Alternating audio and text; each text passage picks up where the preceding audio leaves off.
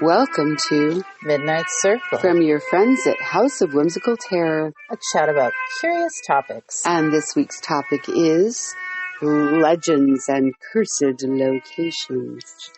Yes. So, Esther, around the world there are many tales of cursed places. Oh, scary, cursed. Cursed. And urban legends. Mm-hmm. So many that our entire podcast show could be focused on. So many. And there probably are podcast shows focused on that, but it's not this one. No, but we will probably try to find those and join them. Yes, we probably will. Mm-hmm. So for today, we are bringing you just a few of the ones that stood out for us and are perhaps lesser known. So let's begin. Let us. In the chilly clime of the Canadian North, we find Lake Anjikuni. In 1930, a fur trapper was passing by as the local Inuit were pretty friendly towards the traders. This trader had been to the village before and was familiar with the people there. Yet, on this visit, he found no one around. In fact, all the villagers had gone somewhere. He found food hanging in pots over fire pits, and clothing in need of repair holding needles still in them, and other signs the villagers had left in a rush. As he came around to the sled dog pens, he found the dogs dead of starvation. Oh, that's terrible. Yeah. And a bit farther on, he found that graves had been dug up. Oh, that's worse. Right, and here's the weird thing. Animals had not dug them, as the stone rings that encircled the graves were still intact and undisturbed. Oh. He ran straight to report these findings to the mounted police. They conducted a search, but never found any of the villagers. To this day, the legend of the vanishing village remains. Wow. Well, I have not heard that story before. And I have a story, also lesser known. Okay. On the edge of the Sahara Desert lies the ancient city of Timbuktu. And this was a trading crossroads for centuries, and a gateway to the largely unexplored interior for a very long time. It was once a major learning center and a salt producer, and many say the streets were laid with gold. There was a door to a mosque there that it was said, if opened, would signify the end of the world. In 2012, extremist factions blew that door off. And since then, local seers believe that the chaos around the world was preceded by this desecration.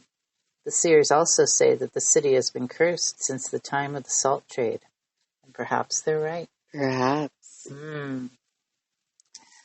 Okay.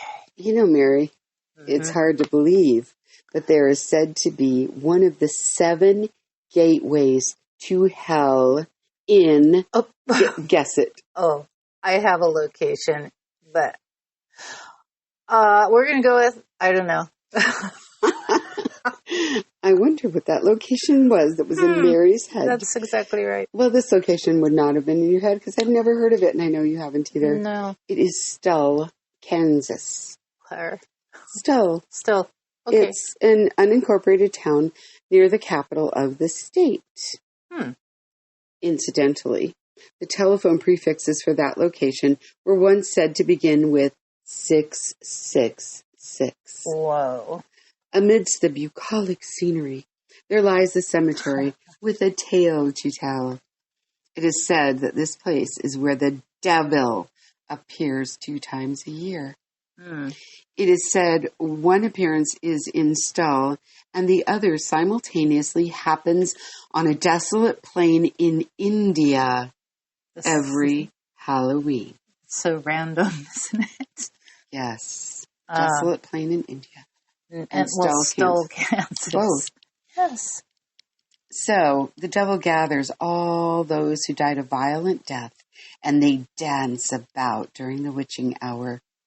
It is believed he comes to visit a witch that is buried there. She is the mother of his child, also buried there.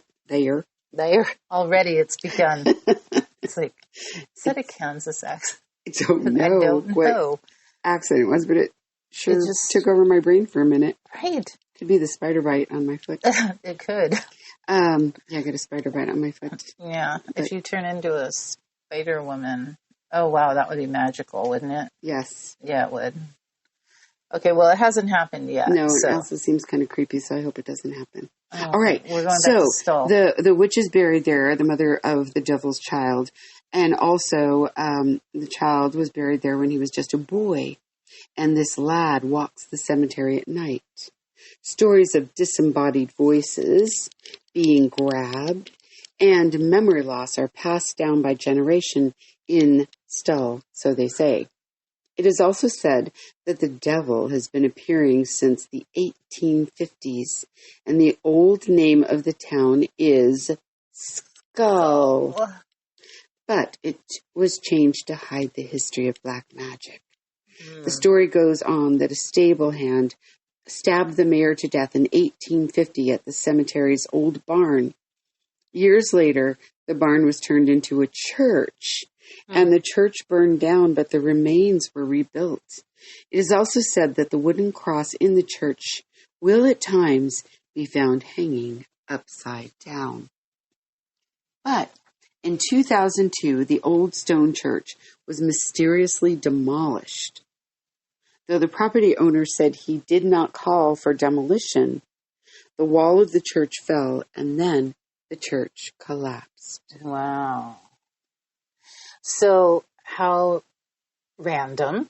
Yes. Stull, Kansas. Mm-hmm. And we're not ghost hunters, but I'm wondering if any of our ghost hunting friends, investigators, might have any information on this. And if you do, you have to email us. Yes. At housewhimsicalterror@gmail.com or make a comment on our Podbean, or just let us know, because we love hearing from you, so please tell us things. That would be great. Scare us with ghost stories. Right. Or if you know the whereabouts of the vanishing villagers. Also. Yeah, if you know where those guys went. That would be good. So from Canada to Timbuktu to Kansas, there are legends and curses galore. But that's actually all we have for this episode. Yep, stay tuned because we'll have more for you.